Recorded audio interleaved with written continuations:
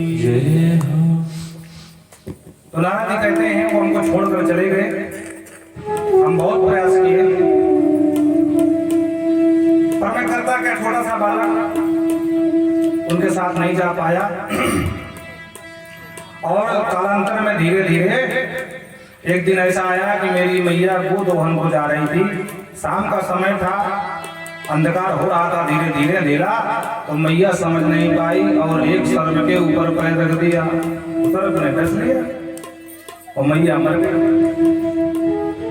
मैया मर गई तो मैया की अंत्येष्टि भी किया और मैं अकेला आना क्या करूं, तो मुझे उन संतों की याद आ गई। और जिस रास्ते से वो गए थे उसी रास्ते में खोजते खोजते आगे बढ़ने लगा। चलते चलते बहुत सारे जंगल वन पार करते, हीरों की बस्तियां पार करते हुए आगे गया, पर मुझे भगवान नहीं मिले। प्यास लगी थी तो एक सरोवर में जल पिया और पिपलोच आस्थिता, पीपल का पेड़ था, उसी के नीचे थोड़ा सा थकान मिटाने के लिए बैठ गया। बैठते बैठते थोड़ा आलस आया तो लेट भी गया और लेट गया तो मैंने भगवान की वो झांकी देखा आंख बंद करते हैं। मुझे बड़ा आनंद आया, तुरंत मट से आंख खोला तो झांकी गाया, फिर आंख बंद किया, शायद फिर दिख जाए, फिर ना देखी। अब मैं भगवान के लिए रोने लगा, प्रभु क्यों मिलोगे, क्यों चले गए। मेरा रुदन सुन करके आकाशवाणी ने मेरा मार्गदर्शन किया। आकाशवाणी ने कहा को कसाया नाम दुर्दुसो हम गुरु की नाम। बेटा तुम अभी कच्चे भक्त हो, पक्के नहीं। इसे जिस दिन पक्के बन जाओगे उस दिन हम तुम्हें मिलेंगे। मैंने कहा कि अगर मैं कच्चा ही भक्त था तो आप दर्शन क्यों दिए। आकाशवाणी ने कहा इसलिए दर्शन दिए ताकि 5 साल का बालक है, कुछ दिन राम राम जपेगा, बाद में होगा कि भगवान जाने। बाबा लोग झूठ नहीं बोल रहे, भगवान होते ही नहीं है। अगर होते तो क्या मिलते नहीं। मैं कब से भगवान को ढूंढ रहा हूं। इसलिए हम तुम्हारा विश्वास पक्का करने के लिए एक जो है दर्शन की चटनी में चटनी चटा दिए। तेरे को विश्वास हो जाए कि भगवान तो होते हैं पर मिलते नहीं, इसमें हमारी ही कमी है। इसलिए जाओ हमारा भजन करो और हम आपको जरूर मिलेंगे। धीरे धीरे शरीर छूट गया और सृष्टि में प्रलय हो गया। नई सृष्टि का नए ब्रह्मा ने सृजन किया और सबको अपने अपने कर्मों के अनुसार जन्म दे दिया। मैं दासी पुत्र नारद ब्रह्मा का 10वां बेटा बन करके अवतरित हुआ। ये भगवान की कृपा है। कहते हैं कि ईशस ही बसे लोके योसा दारु नहीं यथा। व्यास जी ईश्वर से ही बसे लोके, जितने लोग हैं ये सब ईश्वर के बस में हैं। भगवान जिसको जो चाहते हैं वो बना देते हैं और जिसको जो चाहते हैं वो करा देते हैं। कहूं कि कर करुणा नर देहि और देत ईश बिन हेत सनेही। तो भगवान सबको नचा रहे हैं। अरे उमा दारू जो सित की नाई, उमा दारू जो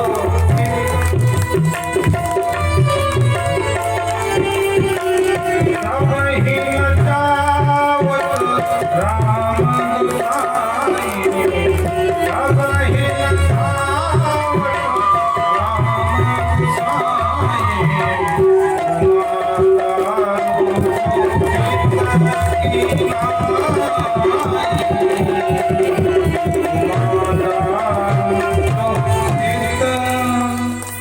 तो सब भगवान के ही बस में है।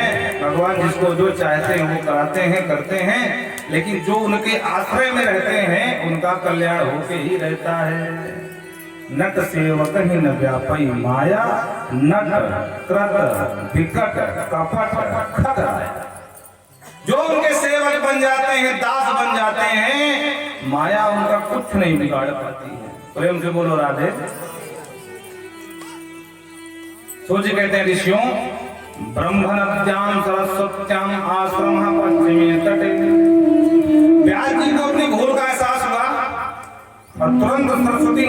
स्नान किया। भारत का सबसे सीमांत गांव, प्राचीन नाम सम्मप्रास और वर्तमान नाम माना, जो चीन के बॉर्डर में पड़ता है, वहीं पर व्यास जी की गुफा है। व्यास जी ने स्नान किया और सुंदर से भगवान का ध्यान किया। ध्यान करते ही माँ सरस्वती की कृपा से ये दिव्य भागवत का ज्ञान प्रवाहित होने लगा वाणी के माध्यम से, पर लिखने वाला कोई नहीं दिख रहा था। तो गणेश जी का आवाहन किया, वक्रतुंड महाकाय कोटि सूर्य समप्रभा निर्विघ्नं कुरु मे देव सर्वकार्ये सर्वदा। आओ गणपति बप्पा मोरिया, जल्दी जल्दी इसको लिखो। तो व्यास जी बोलते गए और गणेश जी लिखते गए। ये देखो हो गया कामराज नाम तक। ये है रामलीला का प्रभाव। बोल वृंदावन बिहारी लाल की। व्यास जी ने लिख करके अब विचार किया कि ग्रंथ बड़ा दिव्य है, किसको प्रदान करूं। तो और कोई पात्र तो नजर नहीं आया, लेकिन अपना प्रिय पुत्र जो जन्म लेते ही भाग गया था उसकी याद आ गई। अब कहाँ होगा, कैसे आएगा, क्या करूं। उस समय मोबाइल भी नहीं होता था कि नंबर डाल कर दूं, हेलो बेटा कहाँ है। वो तो आज की व्यवस्था। तो इसी भागवत के सुंदर सुंदर दो चार श्लोक अपने शिष्यों को रटा दिया। बोले जाओ यत्र तत्र सर्वत्र इसका गान करो। शिष्य समझा बीनने, समझाना लकड़ी हवन के लिए बीनने जंगल गए और वहीं पर एक शिष्य भागवत का श्लोक गुनगुना रहा था। और वहीं बगल में गुफा थी, उस गुफा में बाबा सुखदेव समाधिस्थ थे। श्लोक कान में पड़ा, वरहा पीडम नटवर वपो कर्णयो कर्णकारम बिभ्रतवासः कनक कपिशं वेदयन्तीं चमारम् रंधान वेणुधर सुधया पूरयन् गोपवृन्दै वृन्दारण्यं स्वपदरमणं प्रादिशत् गीतकीर्तिः। जो श्लोक कान में पड़ा, आहा समाधि भस्म हो गई महाराज। अरे इतना सुंदर ब्रह्म है। बरहा पीडम, मोर का पंख धारण किए हुए भगवान नटवर वपुः, पूरे नट भेष में आज दिख रहे हैं महाराज। आहा नट भेष कैसा भगवान का, इसलिए भगवान का नाम नट नागर। नटवर वपुः कर्णयो कर्णकारिकम्, सुंदर सुंदर कनेर के पीले पीले पुष्प भगवान ने अपने कान में खोज रखे हैं। आहा रंधार वेणु, और वेणु निनाद कर रहे हैं अपने अधर से। विभ्रतवासः, सुंदर पीतांबर भगवान के शरीर में विद्यमान है। कनक कपिशं, क्या सुंदर शोभा है शरीर की। वैजयंतीं च माला, सुंदर वैजयंती की माला ठाकुर के गले में पड़ी हुई है। पूरे गोपवृंदई है और अपने समस्त ग्वाल वालों के साथ प्राविशत गीत कीर्ति, अपनी कीर्ति का यश गान सुनते हुए भगवान गायों को लेकर के और गौओं की धूल जो उड़ती है वो ठाकुर जी के गले में शरीर पर पड़ती है। इतना सुंदर कांति बन गई है कि मानो सफेद धवल कोई पर्वत हो। बोलो राधे राधे। सुखदेव जी ने सुना, अरे इतना सुंदर ब्रह्म सगुण साकार रूप में, हम फालतू में निर्गुण के चक्कर में पड़े हैं, छोड़ो। लेकिन मन में विचार किया कि सुंदर तो बहुत है, पर कोई जरूरी नहीं कि जो शरीर का सुंदर हो वो मन का भी सुंदर हो, स्वभाव का सुंदर हो। सुंदरता पर हम जीत जाएं, अब इनके पीछे उल्लू बने घूमे, ये हमको घास भी ना डाले। ऐसी सुंदरता किस काम की। बोलो राधे राधे। इसलिए हम तो भाई निर्गुण में ही ठीक है। बोलो जय श्री राम। तब तक एक दूत जो साथ में था शिष्य, वो दूसरा श्लोक गा दिया और इस श्लोक में भगवान के स्वभाव का वर्णन है। शिष्य ने गाया, अहो बकीयम स्तनकाल कूटम जिघासया पाययत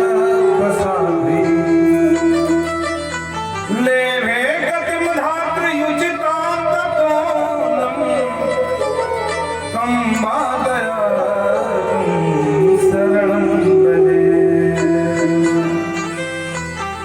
तं वा दयालुं शरणं भजे। अहो आश्चर्यम बकीयम, बकासुर की बहन पूतना मौसी जिघासया, जिघासया माने मर्दुम इच्छा, मारने की इच्छा से भगवान के पास आई थी। पर आश्चर्यम लेभे गतिम धात्र्युचितम, अरे उस अभाग्नि दुर्भाग्नि के भगवान ने बिल्कुल अवगुण नहीं देखा। और जो धात्री की गति, धात्री माने होता है माँ के समान सेवा करने वाले। बोलो राधे राधे। आज की भाषा में कहें तो जो समाज में देखने को मिलता होगा, शहरों में अक्सर मिल जाता है कि पति पत्नी दोनों नौकरी करते हैं और संतान तो सबकी होनी है, तो सेवा कौन करे? तो एक दासी रख लेते हैं जिसका नाम है दाई। उसी को संस्कृत में कहते हैं धात्री उचिताम, धात्री माँ की तरह लालन पालन करने वाली धात्री, माँ की तरह ही गति प्रदान कर दिया। धात्री उचिताम ततोन्यम, अरे जो पूतना जैसे महापापनी का अवगुण न देखे, वो हम जैसे सामान्य व्यक्तियों के छोटे मोटे पाप क्या देखेंगे? अरे ऐसा कौन अभागा है जो ऐसे परम कृपालु परम दयालु की शरण में जाना न चाहे? कम वा दयालु शरणं भजेम।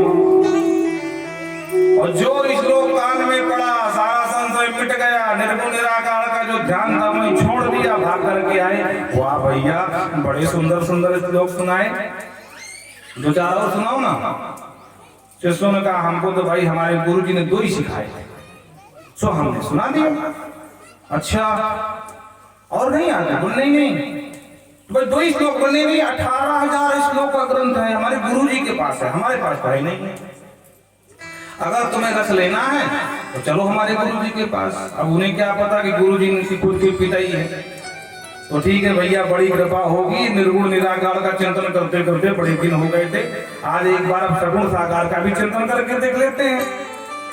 तो शिष्यों के साथ भाग करके चले आए और जो पिता को देखा और पिता ने पुत्र को देखा, पिता प्रसन्न हो गए। आत्मा रामाक्ष मुनिहानि ग्रंथा अप्रुक्रमे है।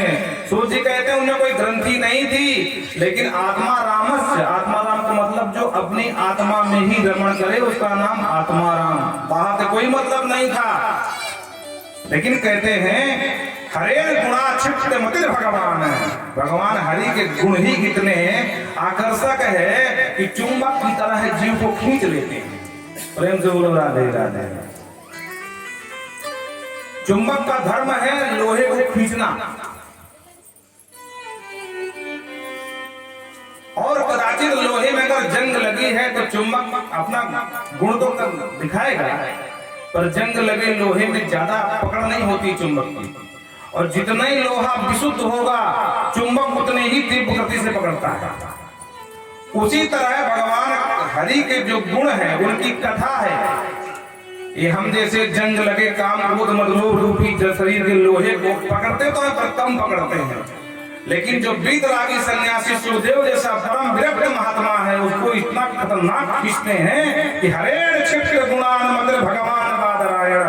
सब कुछ छोड़ करके जिन पिता ने पुकार करके थक गए, बेटा रुक जा, बेटा रुक जा, एक बार भी नहीं रुके। भगवान के गुण गणों ने खींच करके बाप के पास वापस ले आए और परम पात्र मान करके अपने पुत्र को सांगोपांग विधि से ये भागवत का ज्ञान कराया। परीक्षित का प्रसंग शुरू करते हुए कहते हैं यदा मृधे रव संजया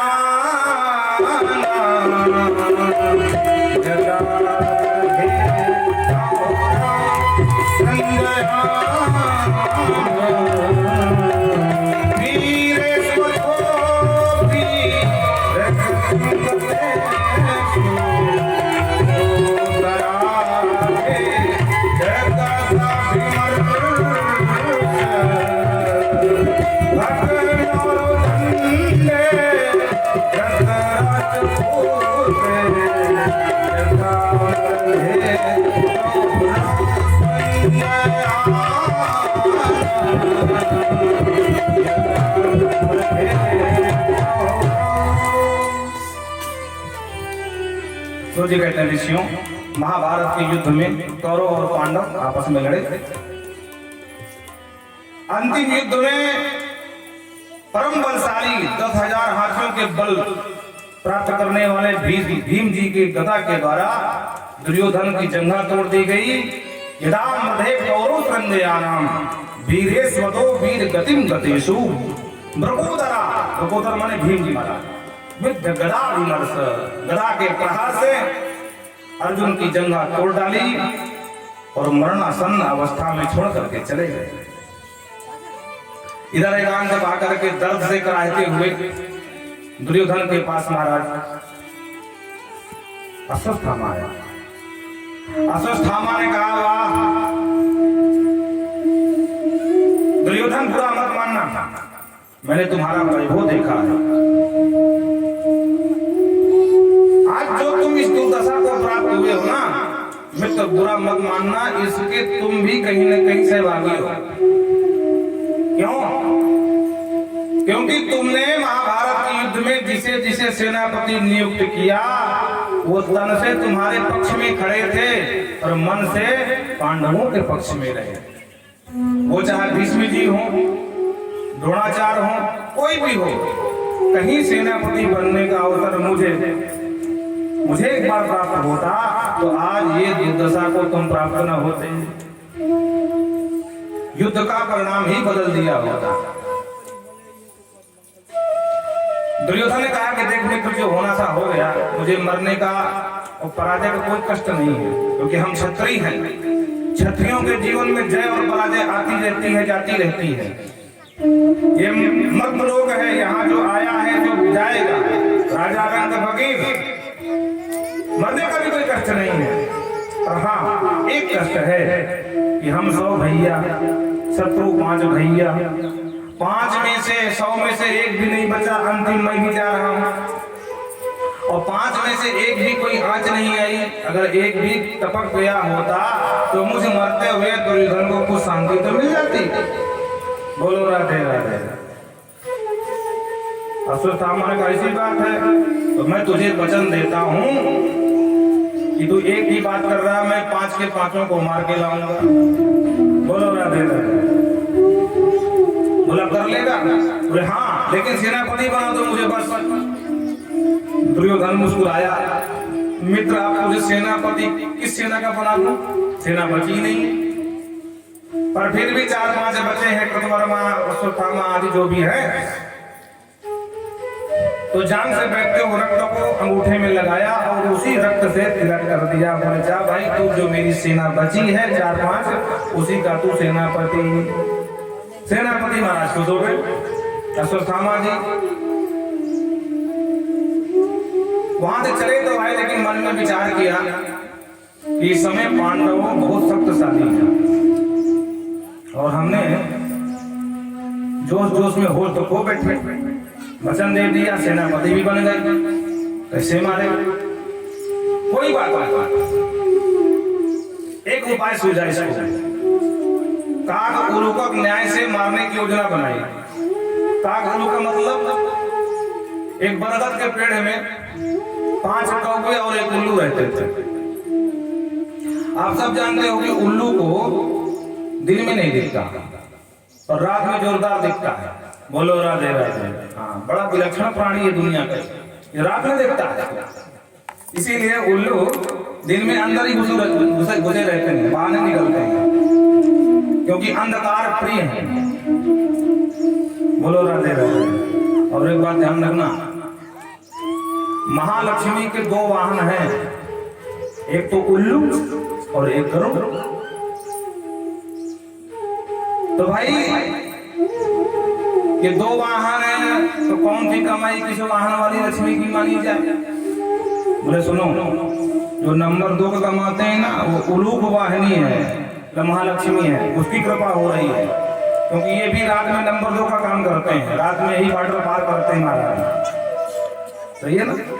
रात में ही हीरोइन पहुंचाई जा रही, भगवान जाने क्या क्या पहुंचाया जा रहा है, हथियारों की तस्करी हो रही रात ही में। जितने भी नंबर 2 के काम होते हैं उससे जो धन आता है ये उलूक वाहिनी महालक्ष्मी की कृपा। बोलो राधे राधे। पर ये धन ज्यादा दिन टिकता नहीं है, ध्यान रखना। हाँ, ये धन ज्यादा दिन टिकने वाला नहीं है, क्योंकि शास्त्र कहते हैं अन्यायोपार्जितो द्रव्यम 10 वर्षाणि तिष्ठति अप्राप्ते तु एकादशे वर्षे तत्समूलं विनश्यति। अन्याय से कमाया हुआ धन 10 वर्ष तक ही टिकता है, और जहाँ 11वां लगा तो समूलम जो कमाया उठपटांग करके वो तो जाएगा, जो पहले से था वो उसको भी लेके जाएगा। हाँ, क्योंकि धन कहता हम तो डूबेंगे पर तुमको लेके डूबेंगे। बोलो राधे राधे। इसलिए लेकिन जो शुद्ध धन आता है जिसके घर में, तो वो गरुड़ वाहिनी महालक्ष्मी का धन है, और गरुड़ वाहिनी महालक्ष्मी का धन टिकता है। इसलिए गलत कमाई नहीं करनी चाहिए। प्रेम से बोलो राधे राधे। तो बरगद में रहते थे 5-5 कौवे। अब कौवों को दिन में खूब जोरदार दिखता है, तो अकेले उल्लू जहां वो घुसा था जिस बिल में, वो कौवे वहां जाकर के चोंच मार मार के परेशान करे बेचारे को। तो दिन भर चोंचों का प्रहार सहता रहा। उसने कहा कोई बात नहीं, किसी दिन हमारी बैरी में टेर लगेंगे, हमारा भी समय आएगा। तो दिन तो बीत गया।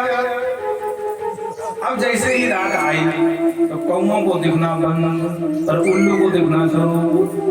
अब धीरे से उल्लू बाहर निकले, उल्लू राम, और पांचों कौवों को मार करके समाप्त कर दिया। प्रेम से बोलो राधे राधे। तो इसने भी कहा उल्लू को न्याय से योजना बनाई कि दिन में तो जीत नहीं पाऊंगा पर रात में छोड़ूंगा नहीं। तो दिन भी नहीं गए, अफसोस थामा। मध्य रात्रि के बाद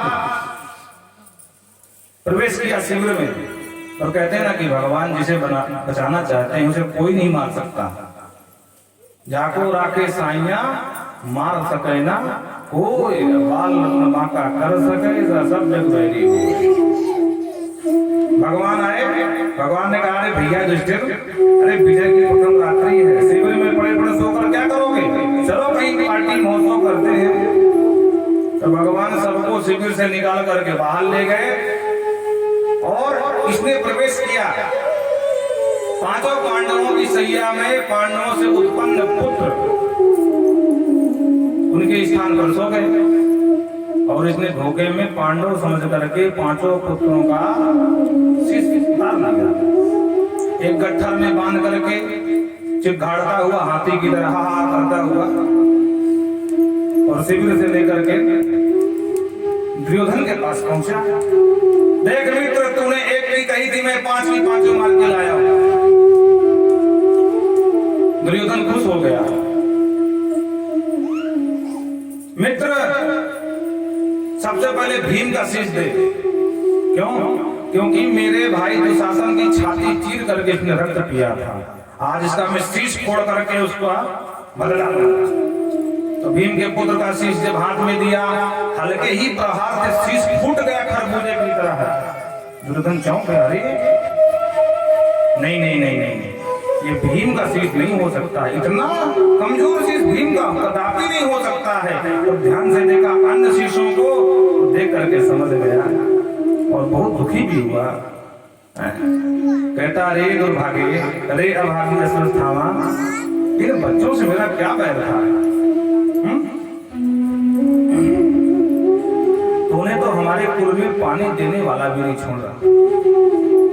मेरी शत्रुता पांडवों से थी, ना कि पांडव पुत्रों से। और अंत में दुख को प्राप्त हुआ, मरणासन अवस्था में था ही, मरणांत को प्राप्त हो गया। इधर जब प्रातः काल हुआ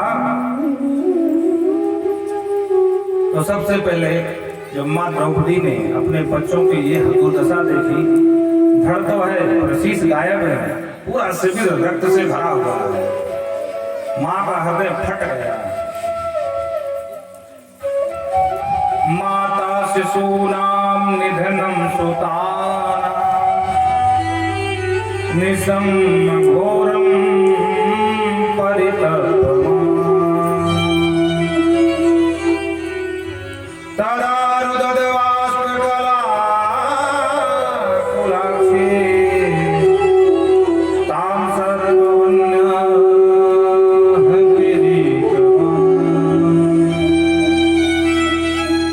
माता सुतानां धनम। छाती पीट करके मैया रोने लगी और इतने में भगवान पांडवों को लेकर के वापस शिविर में आ गए। रोती हुई द्रौपदी को देखा जब अर्जुन ने, दुख तो बहुत हुआ पर क्रोध भी आई। रोती हुई देवी द्रौपदी को सांत्वना देते हुए अर्जुन कहते हैं, देवी रो मत, जिसने भी एक कुकर्म किया है, जो भी हो कोई भी हो, जिसने तेरे पुत्रों का मारा है, मैं तेरा पति अर्जुन तेरे सामने गांडीव लेकर के शपथ खाता हूं कि दुनिया के किसी कोने में होगा उसे मैं जिंदा नहीं छोड़ूंगा। और तुम तो क्षत्राणी हो, क्षत्राणियों के जीवन में जय पराजय ये सब आते रहते हैं। भगवान की तरफ घूम के देखा, भगवान मंद मंद मुस्कुरा रहे थे। इशारों में मानो अर्जुन ने कहा, सरकार बताओ ना सस्ता कौन मारा इस बच्चों को।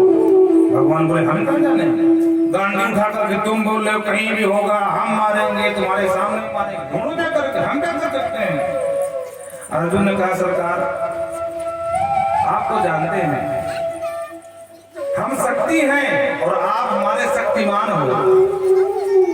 बोलो राधे राधे। और बिना शक्तिमान के शक्ति कुछ नहीं कर सकता।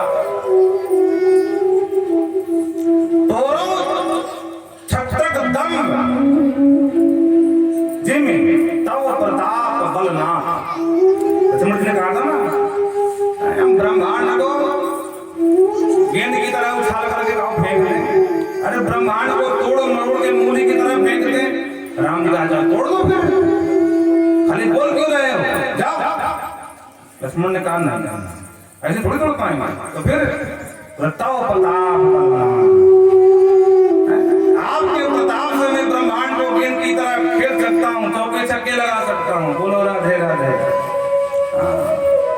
ऐसा 60 मारूंगा सीधा बाउंड्री पार ही गिरेगा,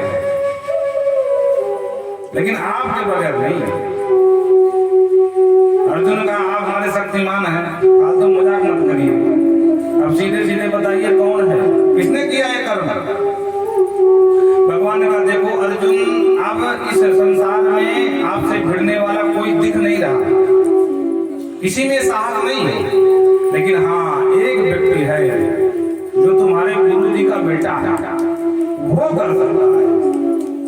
ओहो प्रभु कहाँ है, बोल चलो मेरे साथ। अब भगवान को सब जानते हैं कहाँ कौन बैठा है। बोलो राधे राधे। सीसीटीवी कैमरा का कंट्रोल बोर्ड भगवान के पास। तो भगवान सीधे जहां अश्वत्थामा छुपा बैठा था, क्योंकि उसको पता था कि अगर ये पांडव पुत्र है तो पांडव जिंदा है, अब अगर वो जिंदा है तो हमको खतरा था। हाँ,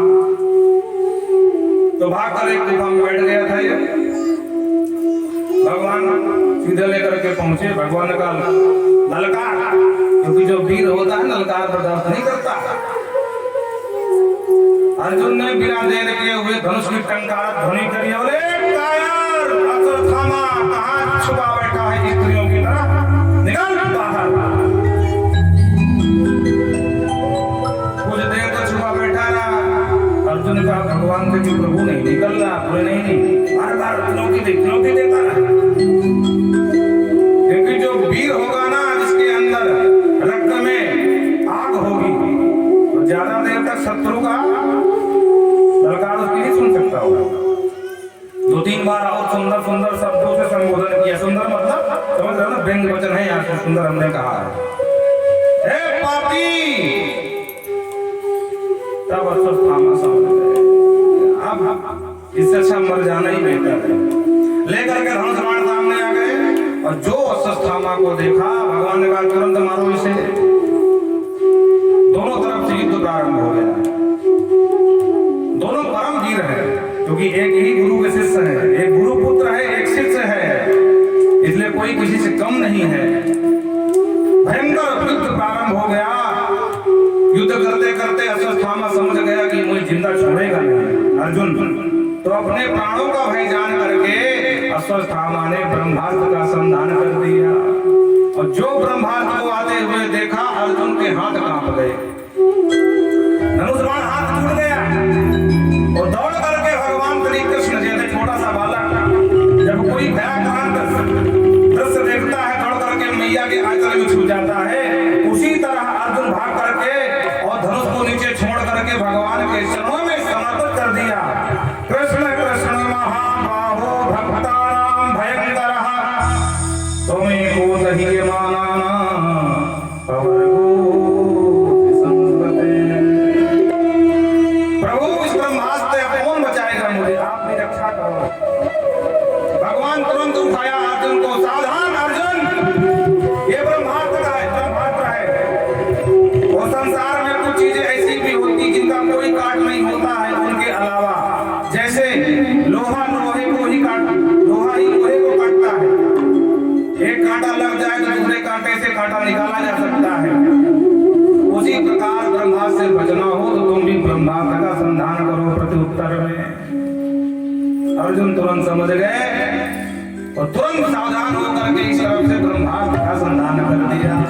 दोनों ब्रह्मास्त्र चले आपस में, सारे देवता घबरा गए कि अब प्रलय आज ही हो जाएगा, कोई नहीं बचेगा। देवगुरु बृहस्पति दोनों ब्रह्मास्त्र के बीच में खड़े हो गए और भगवान से बोले, गजब करते हो प्रभु, अभी सृष्टि का प्रलय नहीं आया और अभी से प्रलय शुरू करा दिया। अर्जुन से कहा, अर्जुन तुम ब्रह्मास्त्र छोड़ना भी जानते हो, ब्रह्मास्त्र को वापस करना भी जानते हो। और जानता है ये विद्या अश्वत्थामा नहीं जानता था, छोड़ सकता था पर वापस मोड़ नहीं सकता था।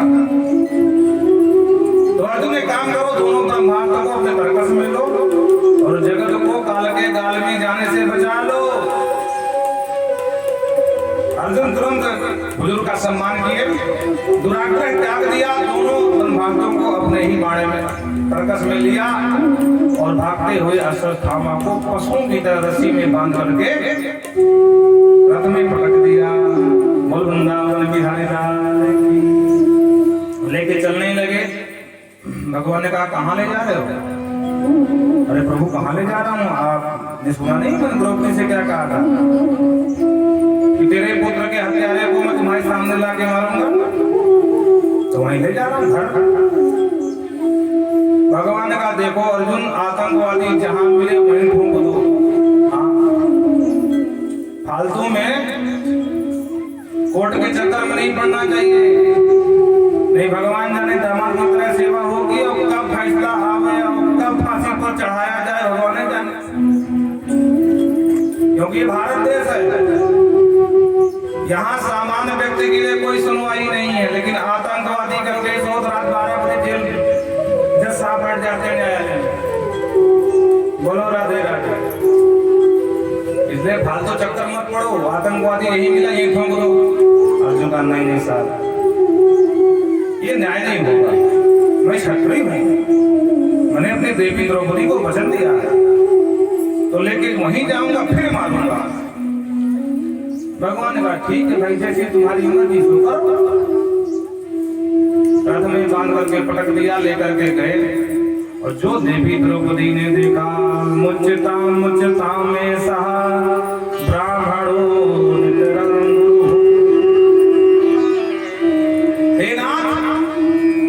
मुच्यताम, इस मुच्यताम, अरे इस ब्राह्मण बालक को छोड़ दो, क्यों बंदी बना के लाए हो?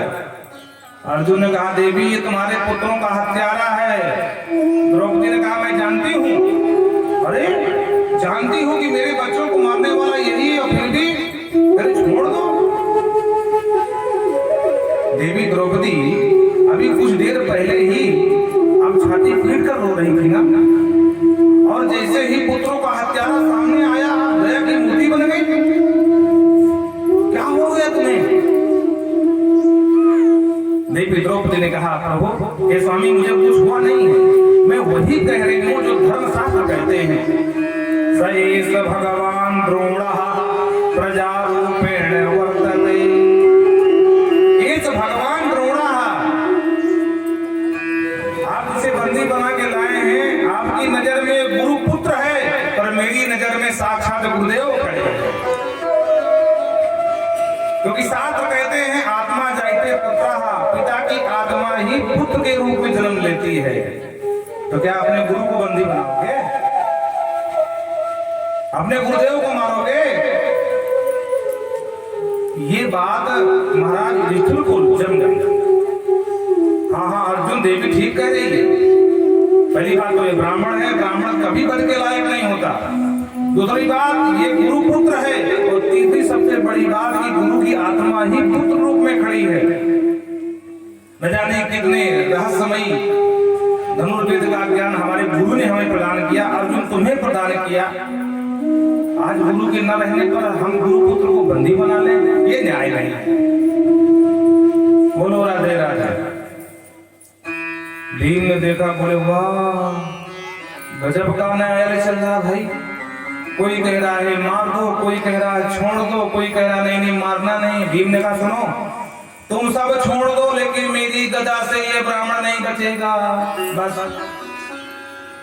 अर्जुन कभी देवी द्रौपदी को देखते हैं, कभी अपने बड़े भैया महाराज सम्राट युधिष्ठिर को देखते हैं, कभी भीम को देखते हैं, और कभी अर्जुन भगवान को देख लेते हैं।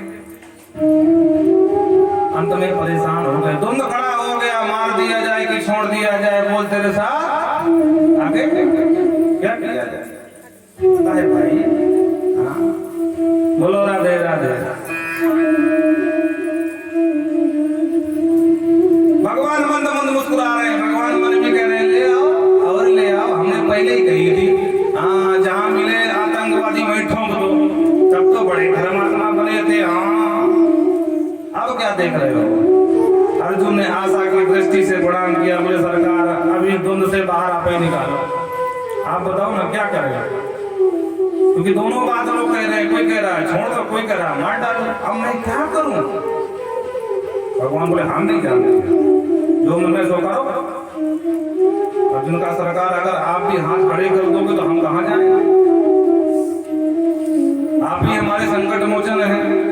बोलो राधे राधे। भगवान ने कहा देखो अर्जुन, धर्मम न्यायम शास्त्रम सकरुणम निर्विलीकम। धर्मशास्त्र जो कहते हैं वो बात मैं कहूंगा, लेकिन तब कहूंगा जब आप वचन दोगे कि हाँ हमारी बात मानी जाएगी। और तुम ही नहीं, सभी लोग एक स्वर में बोलो कि हमारी बात मानोगे, तब हम कुछ बोलेंगे। बोलो राधे राधे। सबने स्वीकृति प्रदान कर दी, पर भीम बोले नहीं नहीं नहीं, तो नहीं है तुम्हारा कोई भरोसा नहीं थे भाई। मैं तो हाँ निष्पक्ष रहूंगा, हम किसी तरह वोटिंग नहीं करने वाले। बोलो राधे राधे। हम इसमें हिस्सा ही नहीं लेंगे।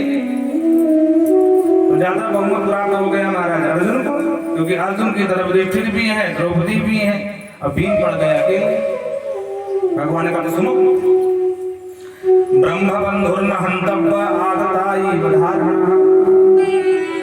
अर्जुन सावधान, शास्त्र कहते हैं ब्रह्म बंधुर्न हंतव्य, ब्राह्मण कितना भी देर गुजरा क्यों न हो, पर कभी नहीं मारना चाहिए। कदाचित अगर आपने ऐसा कर भी दिया तो कुलम समूलम दहाति अग्निदुपावकाः, वो ब्रह्म हत्या ब्राह्मण का श्राप तुम्हारे समस्त कुल का विनाश कर डालेगा। इसलिए ब्राह्मण को नहीं मानना चाहिए। पर सावधान, शास्त्रों ने एक जगह ये भी कहा है कि अधर्मी पापी कोई भी हो उसे छोड़ना भी नहीं चाहिए। अब अर्जुन भौचक्के हो गए, कह रहे उधर मारना भी नहीं, उधर कहते छोड़ना भी नहीं। अब मैं क्या करूं? भीम दादा ने आके घुमा के देखा, बोले बारे आप जैसे न्यायालय में नया धीश बन करके बैठ जाए तब तो हो गया फैसला। अर्जुन का सरकार हम समझ नहीं पाए तुम्हारी बात। भगवान बोले नहीं समझे, बोले समझ में नहीं आया। तो बोले ऐसे समझो, युधिष्ठिर तुम्हारे बड़े भैया हैं, वो कह रहे हैं कि इसको नहीं मारना, तो तुमको बिल्कुल नहीं मारना है। पर ध्यान रखना अर्जुन, तुम क्षत्रिय हो और तुमने गांडी उठा करके प्रतिज्ञा किया था कि पुत्र हत्यारे को मारूंगा, तो कुछ भी हो जाए, पर क्षत्रिय अपनी प्रतिज्ञा नहीं तोड़ सकता। इसलिए प्रतिज्ञा न टूटने पाए। अर्जुन ने कहा सरकार आप सुलझा रहे हो कि उलझा रहे हो? बोलो राधे राधे। अर्जुन समझ गए ये टेढ़ी टांग वाले कोई भरोसा नहीं इनका, इनका चलना टेढ़ा, चितवन टेढ़ी, अलगे टेढ़ी, अलग माने बाल बाल गुंगरा लेने भगवान के। बहुत देर हो गई, चलो एक भजन गा देते हैं। अरे तेरी मंद मंद मुस्कनिया पे, और तेरी मंद मंद मुस्कनिया पे बलिहार प्यारे जू, बलिहार प्यारे। तेरी मंद मंद मुस्कनिया पे, तेरी मंद मंद मुस्कनिया पे बलिहार प्यारे जू, बलिहार प्यारे जू। तेरी मंद मंद मुस्कनिया पे, तेरी मंद मंद मुस्कनिया पे बलिहार प्यारे जू, सरकार करे। तेरी मंद मंद मुस्कनिया पे, तेरी मंद मंद मुस्कनिया पे बलिहार प्यारे जू, बलिहार प्यारे जू। तेरे बाल बड़े घुंघराले, बादल से काले काले, तेरे बाल बड़े घुंघराले,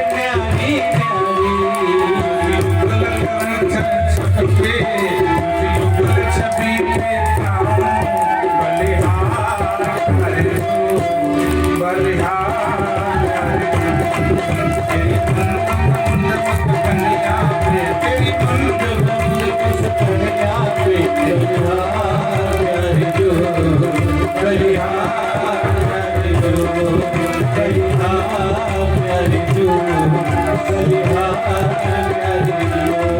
कलिया प्यारी जो कलिया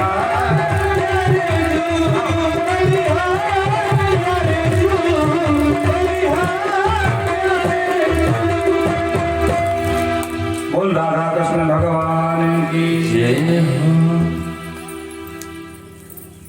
द्वंद में फंसे हुए अर्जुन को तुरंत याद आया, भगवान महाभारत युद्ध के समय जब गीता सुना रहे थे तो एक जगह भगवान कह रहे थे कि अर्जुन सिर्फ दैहिक वध ही वध नहीं होता है, शरीर को मार देना ही मृत्यु नहीं कहलाती है। बोलो राधे राधे। वरम प्राण परित्याग मान भंगेन जीवनात् प्राण त्यागे क्षरम दुखम मान भंगात् पुनः पुनः। सम्मानी पुरुषों का हरि समाज में अपमान हो जाए ये मृत्यु से बढ़कर दंड कहलाता है, क्योंकि शारीरिक वध करोगे तो एक बार में मर जाएगा, और अगर अपमान कर दिया तो जितनी बार उस अपमान को याद करेगा उतनी बार मरेगा। संभाव देवता कीर्तिर मरणा दधिरिच्यते, संभावित कहाँ अपजस लाहु मरण कोटि श्रम दारु दाहु। तुरंत याद आया वो सूत्र, और शिविर से धक्के मार करके बंधन खोल करके चमकती हुई मणि को ललाट से निकाल करके अश्वत्थामा की अपमानित करके भगा दिया। प्रतिज्ञा भी पूरी हो गई और ब्राह्मण का वध भी नहीं हुआ, ये बीच का रास्ता। बोलो राधे राधे।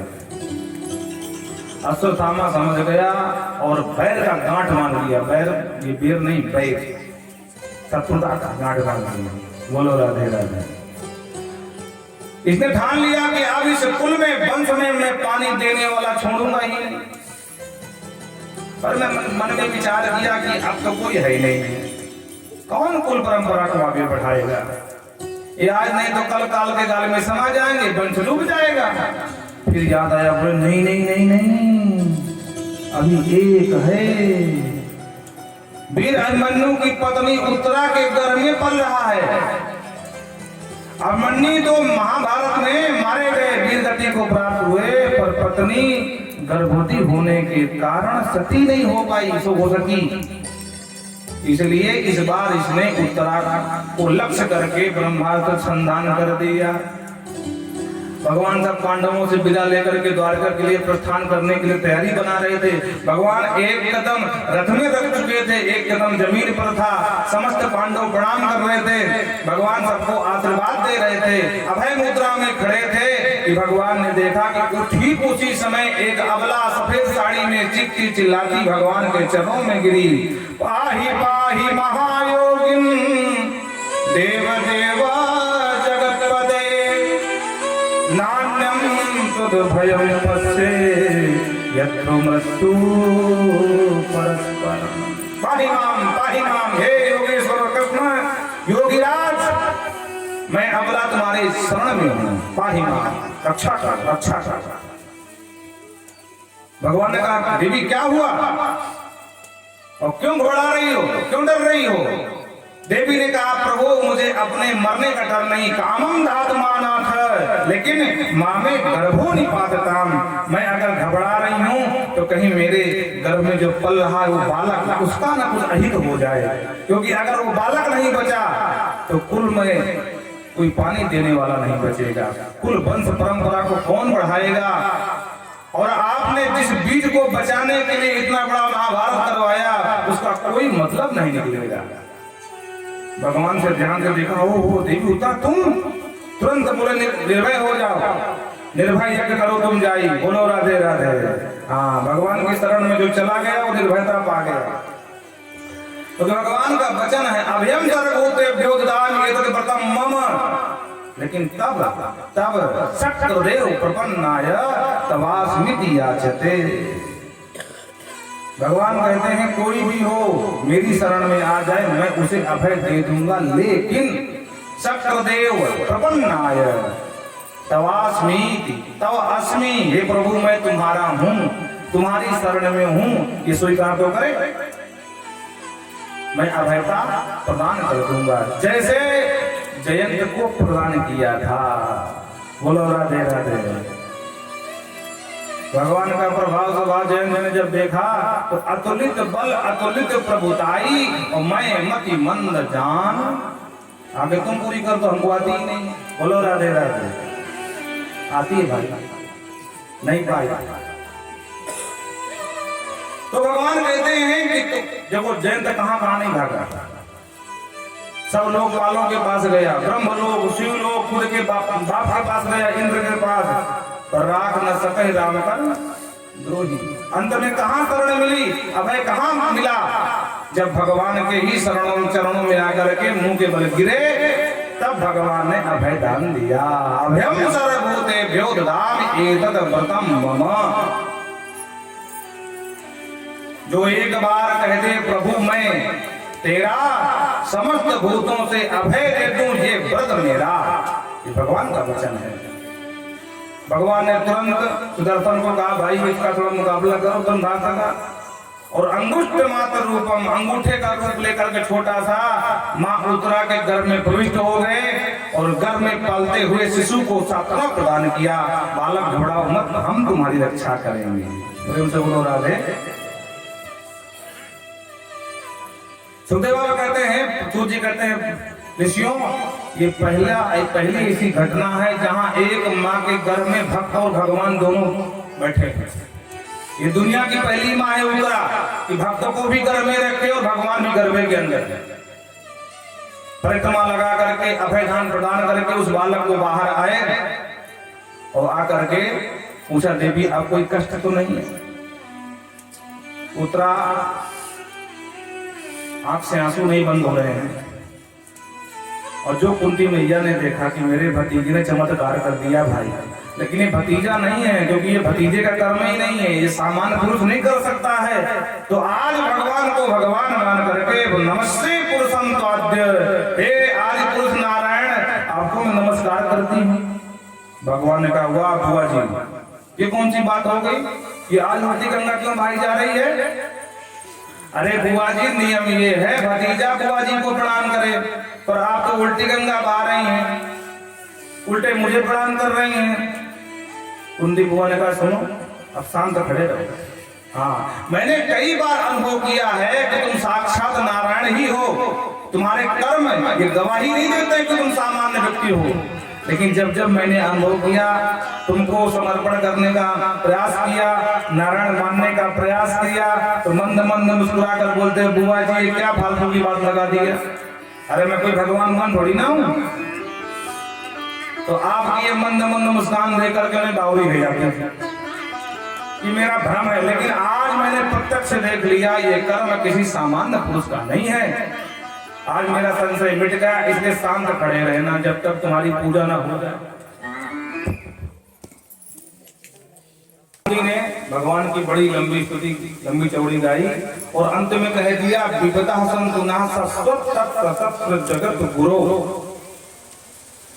हे प्रभु मैं ये नहीं कहती हूँ कि मेरे जीवन विपत्ति ना आवे, अभी तो मैं उल्टा कहती हूँ कि मेरे जीवन विपत्ति बनी ही रहे, कभी न जाओ।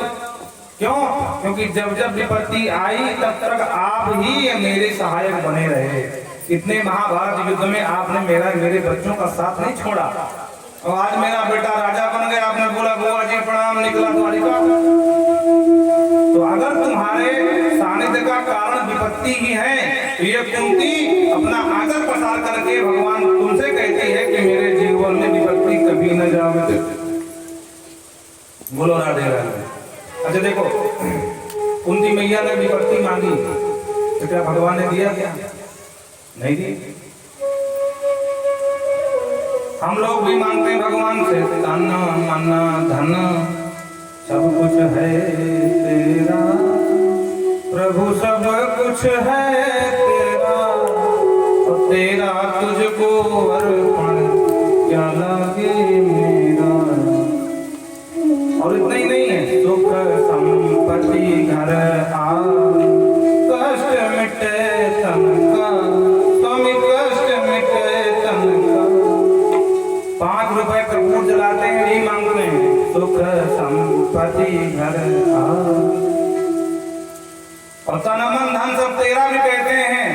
लेकिन अगर 1 दर्जन केला खरीदना पड़े भोग के लिए ठाकुर जी को लगाने के लिए, बोलते हैं भाई जो सस्ते वाले हो वो देना। हाँ, सस्ते वाले मतलब भगवान को बिल्कुल फ्री समझ लिए। और गाएंगे धन मन धन धन मन धन, मतलब सब कुछ तुम्हारा ही है। और 5 रुपए का फूल में कहते हैं सुख संपत्ति घर आवे। इतने भगवान सस्ते हो गए। भगवान से विपत्ति की मांग कर रही है मां कुंती, और भगवान ने नहीं दिया। क्यों? क्योंकि भगवान के पास दुख है ही नहीं है। अगर दुख होता तब तो देते। इसको ऐसे समझो जैसे आप किसी होटल में पहुंच जाओ और उससे बोलो भैया हमको गेस्ट पेपर खरीदना है, हमको जल्दी दो। होटल वाला कहेगा बाबू जी, हाँ ये रसोई घर नहीं है, ये पाकशाला नहीं है, ये पाकशाला है, पुस्तकालय नहीं है। अगर पुस्तक खरीदनी है तो पुस्तकालय में जा भाई, यहाँ पेट की आग बुझाई जाती है। इसलिए यहाँ तो समोसे खाना होता बता। उसी तरह भगवान के पास दुख है ही नहीं है। अरे जो आनंद सिंधु सुख राशि,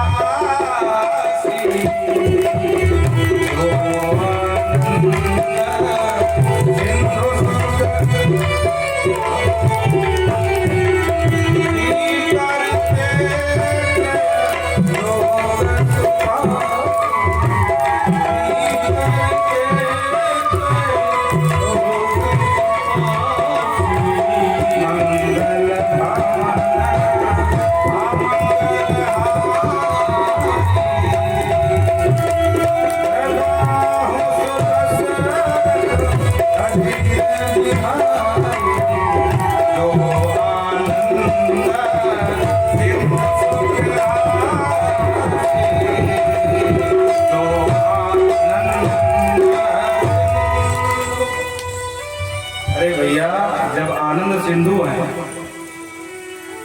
और भव सिंधु की बात कर रही हो। भव माने दुख, संसार दुख खालयम शाश्वतम, गीता में कहते हैं अर्जुन जो संसार है दुख खालयम शाश्वतम, यहाँ दुख ही दुख है।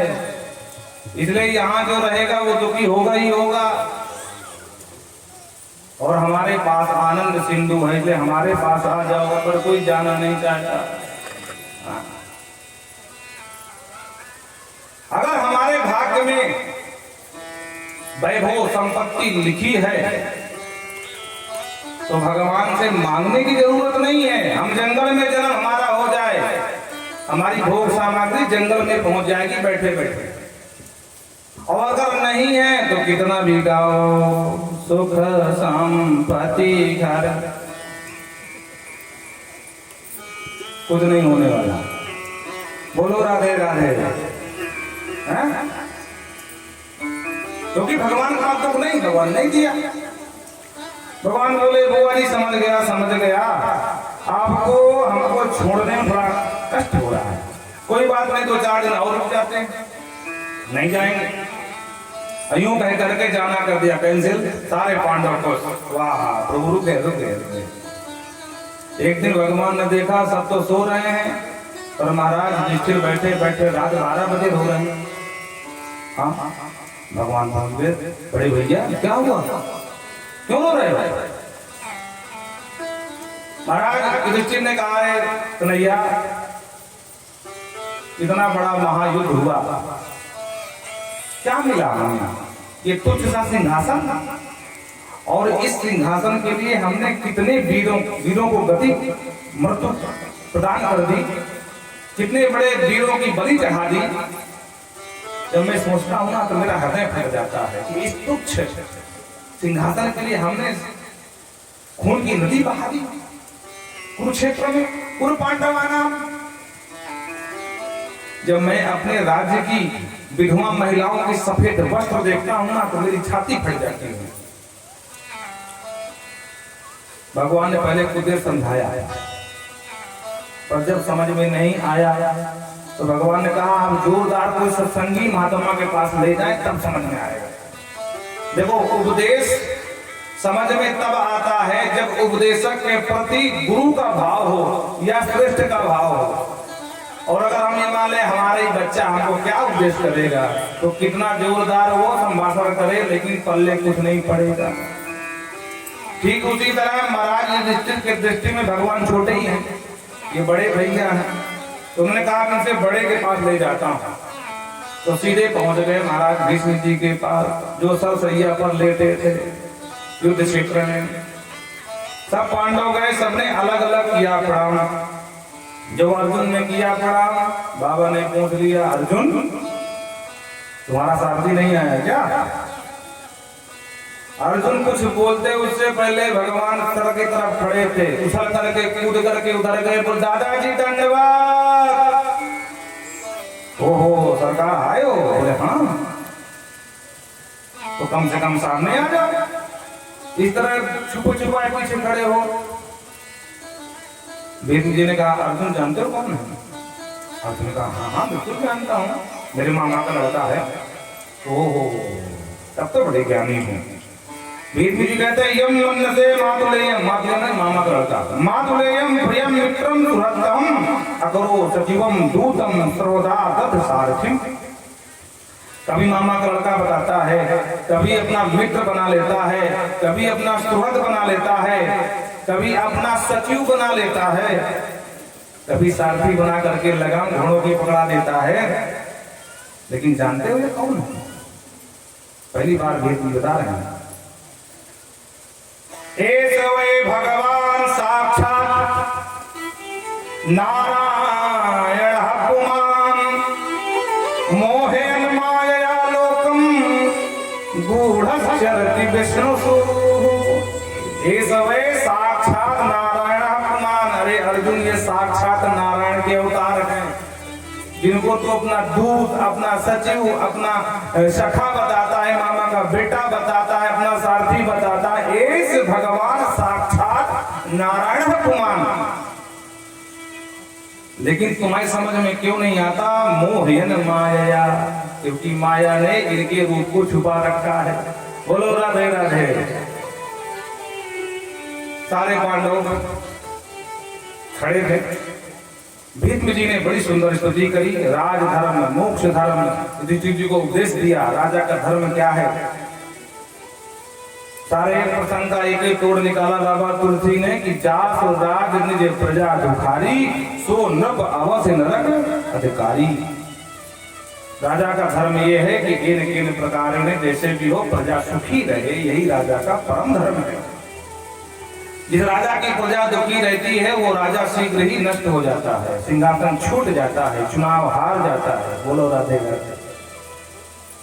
इसलिए और अंत में भगवान के चरणों में समर्पण किया भीष्म जी ने। प्रभु आपका ही इंतजार कर रहा था, क्योंकि मुझे तो इच्छा मृत्यु का वरदान प्राप्त था। मैंने सोचा तभी जाऊंगा जब सरकार आ जाएंगे। शुक्ल पक्ष आया और भगवान के चरणों में प्रणाम करके भीष्म जी चले गए। बोल भीष्म जी महाराज की।